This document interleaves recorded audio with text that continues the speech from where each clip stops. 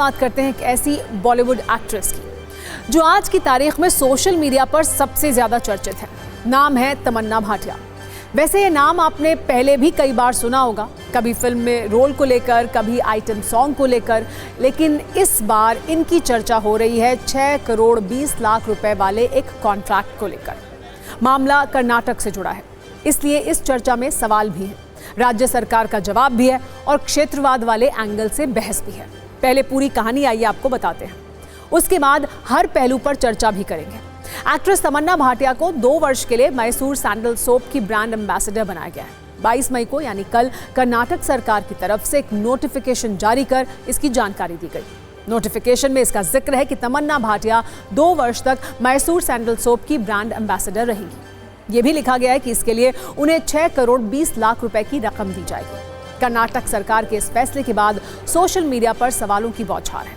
कर्नाटक के लोग सरकार से कई तरह के सवाल पूछ रहे हैं। एक प्रश्न आपके मन में ये उठ रहा होगा कि आखिर कर्नाटक की सरकार पर सवाल क्यों उठ रहे हैं। दरअसल KSDL यानी Karnataka soaps and detergent limited इस साबुन का मैन्युफैक्चरिंग करती है।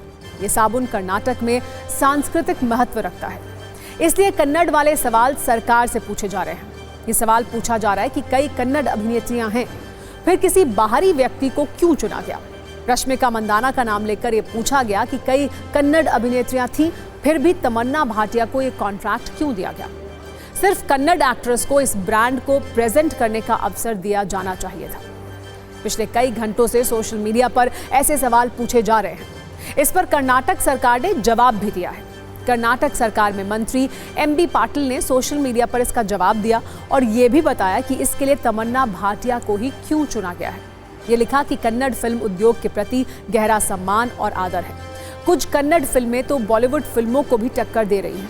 मैसूर सैंडल का इरादा कर्नाटक से बाहर के बाजारों में भी अपनी पहुंच को बनाना है। कर्नाटक का गौरव राष्ट्र का रत्न भी है, इसलिए कई मार्केटिंग एक्सपर्ट से बात करने के बाद बोर्ड ने यह फैसला लिया है। ब्रांड एम्बेसडर चुनने के लिए काफी विचार विमर्श और कई बातों पर ध्यान देना पड़ता है, जैसे किसी भी कैटेगरी के लिए उपलब्धता, सोशल मीडिया प्रेजेंस का खास ध्यान रखना पड़ता है। इंस्टाग्राम पर तमन्ना भाटिया के 2.8 करोड़ फॉलोअर्स हैं और वो इसके लिए बिल्कुल सही हैं। कर्नाटक सरकार में मंत्री MB पाटिल ने नाम लेकर बताया कि कई कन्नड़ एक्ट्रेस को लेकर चर्चा हुई थी, लेकिन उनको कॉन्ट्रैक्ट नहीं मिल पाया। इसकी वजह भी उन्होंने बताई। ये बताया कि दीपिका पादुकोण के नाम को लेकर चर्चा हुई थी, लेकिन वो बजट में नहीं थी। रश्मिका मंदाना को भी इस कॉन्ट्रैक्ट को लेकर अप्रोच किया गया था, लेकिन उन्होंने दूसरा प्रोजेक्ट साइन कर लिया था।